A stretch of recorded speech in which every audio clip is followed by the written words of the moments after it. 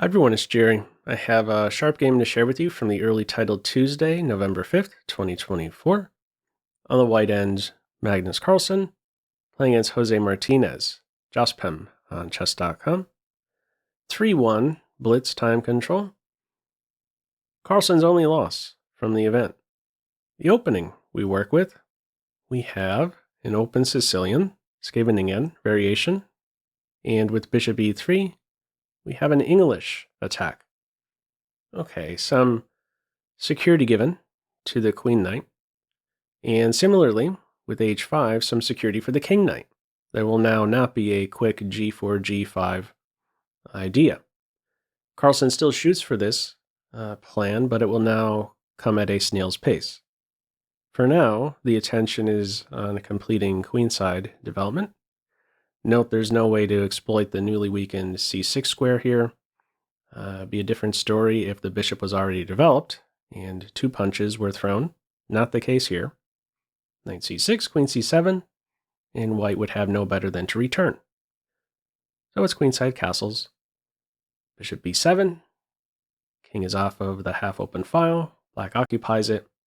Another step in the direction of an eventual g4. And now knight b6.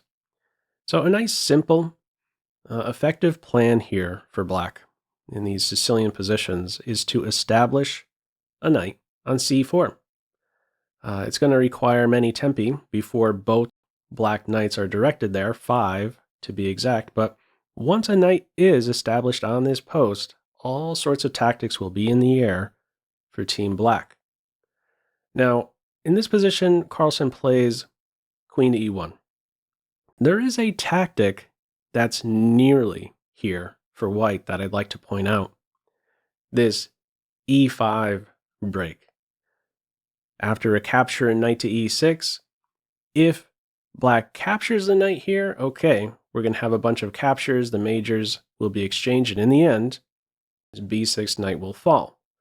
The problem with this line, however, for white, is that in this position, black can first exchange queens, and now play knight b to d5, and now there's 1, 2 problems. This is considered winning for black. Okay, so close, but not quite this e5 break. In the game, it's queen to e1. Maybe now this idea is a bit closer to working without the queen on d2, and there's a bit more of a direct connection between the white rook and the black queen. Bishop e7 played here. In the game, it's g3. If white tries e5 here, what are we doing? Well, if we capture the pawn, now white would be winning. Knight takes e6 is a winning shot, hitting everything. Okay, what do you do here as Team Black? What should black do? Hop in the center. This is a well-supported square.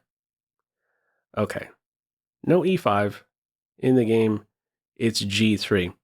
g3, h3, and then g4. 3 tempi before the pawn is established on g4. Why so slow? Can he speed that up? What's wrong with h3 and g4? If you play h3, this would give black a window to clamp down on g3. And now if you play this, have the capture en passant, no scary g-pawn to bother the knight. I had to look at this position a little further. I wondered, well, could white maybe go for this and then, try and hunt this pawn? There's a nice little trick available to black in a situation like this, do you know? If bishop takes h4 here, you could go with an exchange sacrifice, and then knight takes e4, or knight takes e4 straight away, unleashing this attack. There's still some complications from here, some tricks on b5, but in short, we have some tricks in these cases here with knight takes e4. Okay, in this game it comes much slower. We have first g3. Black angles for this c4 square in the meantime. There we go, 5 tempi in, both knights focused on that post. White anticipates. The knight hop in there, Bishop is now in a spot to tame a knight once it is on c4. And from here, top move in the engine's eyes, queen c7, move played in the game. Now that knights are trained here, it may be tempting to hop in right away, but if you do that, you're just going to get kicked. And what do you got? You have to undo your move. So it's first queen c7, a battery is formed. So now there's an idea to hop in, and if b3, there's a sacrifice on a3, followed up with queen takes knight. Okay, g4, finally getting in that break. Knight hops in. There we go. And from here, Carlsen sees the trick on a3. He gets this knight out of the line of fire. He plays knight c to e2 here. The computer is suggesting this capture on h5. It says be okay with the sacrifice on a3 and welcome this ending here. Calls this around equal. Okay. In this game, the knight gets off of the c file. This battery was scaring the knight.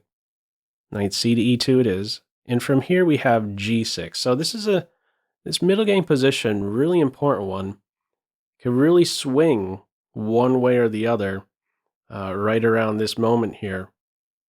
It's g6 here. In the computer's eyes, it says first, release this tension. In a way, make sure this file is shut down, and only then play g6. Okay, we're going to see what the issue is, how some complications can arise by first playing g6 here with the tension still on board. I should point out why g6 is played. Black wants to play e5, and he doesn't want to have to worry about knight f5, so he's covering this f5 square. All right, from here, Carlsen plays b3, gives the knight a kick. Computer wants to capture on h5, preparing to meet. There's a couple lines here. Preparing to meet, rook takes h5 with knight f4, and then a sacrifice on either square. Another detail is in the case of e5 in this position, computer's prepared to sacrifice a piece, and it calls this position about +1. Okay. What does Carlsen play in this game? He does not capture on h5. He plays b3. Black's reply is to withdraw the knight.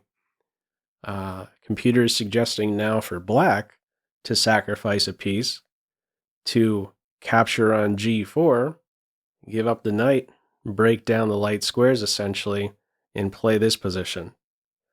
Okay, we do not have that in this game. We have after b3 the knight b6 move. Once more, computer's a fan of this sequence, capturing first on h5. Carlsen plays some defense on the king's side. He goes with c3, and this creates a shift in the evaluation. Black is now for choice. A square has opened up for the knight.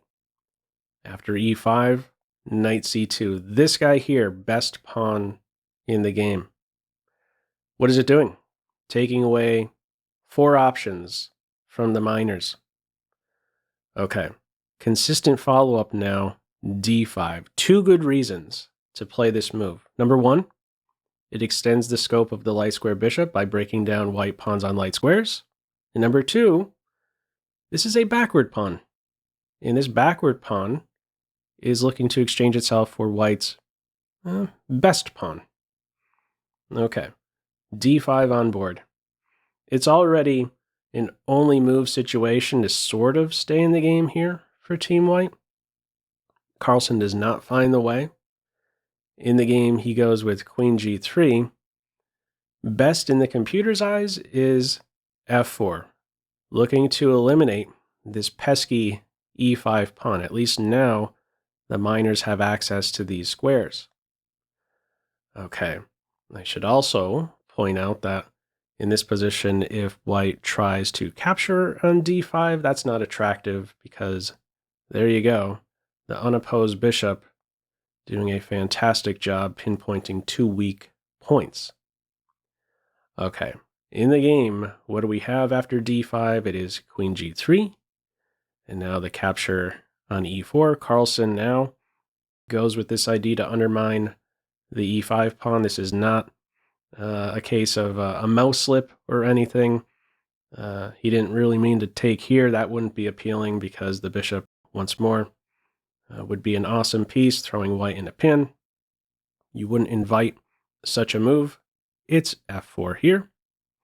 And bishop to d5. We don't have to recapture a pawn to have this be a good move. We're targeting a 2-point pawn, you might as well say. Middle pawn for the white king. King b2, defending the pawn. Well, he says, no, that's actually not defended. This is a perfect response. Pulling the king forward, a perfect sacrifice with the follow-up fork on c4. Down for the count goes the knight. This is a winning attack. Black's up material, and we got knight to a4 right around the corner. Carlsen drops back, anticipating that. Still, knight to a4, another pawn ready to fall. Not much to do.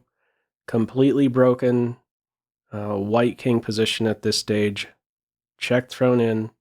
Another pawn down for the count. Pin. Just look at these pieces. Carlsen tries f5 here. Allows the knight to be captured. Trying something else. Let's say crawling up into a ball. Rook a2. Defending a3. And defending the knight. You could increase the pressure on this pinned knight. And if white tries to defend once more, this would already be a mating attack. Capturing the bishop. Bishop d4 check. Mate. Soon enough. Okay, what's tried in this game? We do not have rook to a2. It is f5. The knight falls. And after queen takes pawn, queen c3 check. And Carlsen resigns. This forces, if the game continued, it would force the queens off, and we're in an ending where black is up a bishop, or excuse me, a knight, and 2 pawns, completely winning. So this plan of focusing both black knights on c4 turned out to be a super strong idea, and not so easy to tame that piece. What are your thoughts on this one? Feel free, as usual, to leave any feedback to this video in the comment section below. I hope you enjoyed it, and maybe took a thing or two away. That's all for now. Take care.